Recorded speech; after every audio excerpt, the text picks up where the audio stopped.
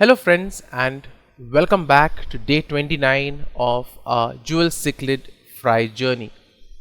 A huge thank you to everyone who's been following us daily. You've basically become co-parents with me to these fries. Now just a quick recap. On day 28 we saw the fry showing more coordinated schooling and group behaviors. Even if you observe now, you can see them practicing those formations, and it's indeed a lovely sight to watch. Now some fry have even started standing out as little leaders, which again shows that the social behavior among these fry is slowly developing as each one realizes his or her personality. And this is something very similar to what we find in the human world as well. Now today things are even more exciting because by day 29 these fry are looking less like babies and more like mini-juveniles.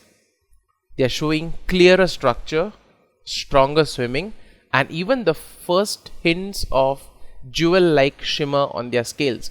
So at the moment, if you observe closely, you'll just see a kind of a black line across their body. And this is an indication of what is to come. So that will slowly develop into those jewel-like patterns that they have. Hence, they get the name Jewel Cichlids. Now, let's observe these structured group movements. Okay, so notice how instead of just darting randomly, they are now swimming in small coordinated clusters. Now, this is what we call as shoaling. It's one step before schooling. And we see that this now has become a bit more refined. And this is almost like the foundation of schooling behavior. So first you have them scattered, now they begin to coordinate. So that is called as shoaling. Then ultimately it will be refined into schooling behavior. Now remember that in the wild, for the fish, the best survival strategy is to be in large numbers. So therefore, if you are in a school, it confuses the predators. They think it's a big mass approaching them. Sometimes it can scare them off, or if they are not scared, they won't be able to kind of attack everybody. So it's like a kind of a defense mechanism that they have. So this schooling is compared to kids in kindergarten who once just ran around in random but now are learning to form lines and work in groups. So therefore we see that the stronger fry among these tend to be the leaders. The smaller ones will follow, and this what we see here is an early stage of hierarchy coming into picture. Now you can also see that there is mini juvenile traits that are emerging. Now, if you see, many of the fry are now almost 1.5 centimeter in length, and therefore their fins also are becoming sharper and are more defined. And if you look closely, there's a kind of a shimmer on their scales. You may also notice tiny sparkles, like just specks of silver. And therefore you see that's what makes them shine when they go close to the light. That shimmer that you get is absolutely beautiful, and this is the very beginning of their jewel coloration. Now here's a fun fact for you. Jewel cichlids begin showing their famous red and iridescent blue-green only after 6 to 8 weeks. So therefore what we see that for this color to come out well, for their growth to be good, what's important is clean water and good food. And therefore now we need to take a look at their feeding dynamics and competition. So when you put food, you will see them rushing together as a group, and that's clear competition.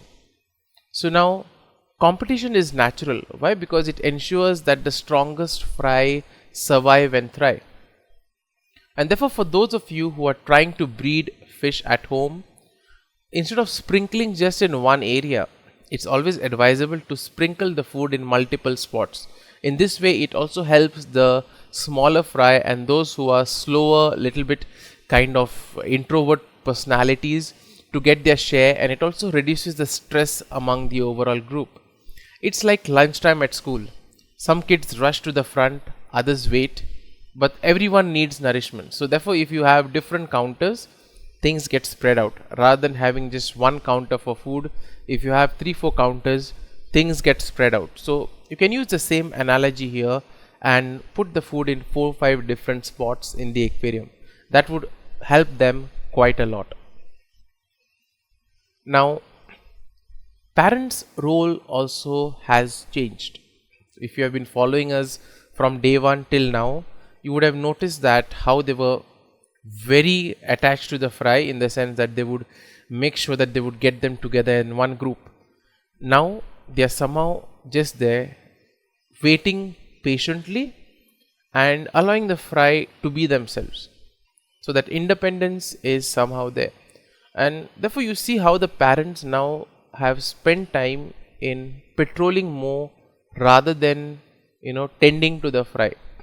So the fry are big enough to kind of fend for themselves, but what's important is now the parents want to make sure that they guard the territory.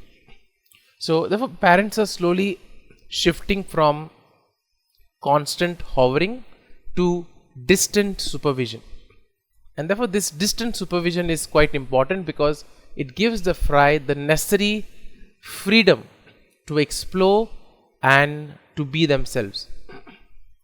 Now Jewel Cichlid's parents continue guarding fry for 4 to 6 weeks, and this is far longer than most fish. So think of it like parents watching their teenagers play soccer, still supervising but from the sidelines. So what are the growth milestones at day 29? So you can see that their size is considerably bigger than what they were on day 1. They have now more defined fins, sharper body shape, and you can have the first glimmers of jewel coloration. And here's a fun fact for you. Fry that grow evenly now tend to become stronger. Healthier juveniles are born from these healthy, strong fry. And therefore we see that early development matters. Now, another interesting fact about these fry is that for them, play is a kind of a training for survival. So what fun games they may be playing now among themselves is actually something that is necessary for survival. For example, just observe the darting and chasing. What looks like fun is actually really practice, because these behaviors prepare the fry for escaping predators, defending territory, and also competing for food as adults. It's like puppies wrestling or lion cubs mock hunting. They play with a purpose, and parents allow it because it's a survival training. And therefore, let me ask you, do your fry at home also show this playful stage, or do they have a kind of an early shimmer at this stage? Now, which part of fry growth excites you the most? Is it their independence, their colors, or their social behaviors? Well, do drop in your comments, opinions in the comments. Why? Because I would love to hear from your experience, and from your experience I too can learn quite a lot. So today we have seen fry moving from playful chaos to structured groups. We have seen stronger, larger, kind of movements among them. Like the swimming is more confident, they know what they are doing, and the parents are guiding less, and they are kind of just waiting on the fence, making sure nobody comes in and disturbs the fry. So that's what we call as distant parenting, which is absolutely essential for the fry's growth and survival at this stage. So tomorrow is another milestone, day 30. So we'll reflect on their first full month of growth and see how they've transformed from tiny regulars into bold mini juveniles. So if you have enjoyed today's update, please like, subscribe and share, so that you can keep this journey thriving, and so that you too can become a part of this journey. And let me know in the comments what stage of their growth has amazed you the most so far. So till then, happy fish keeping.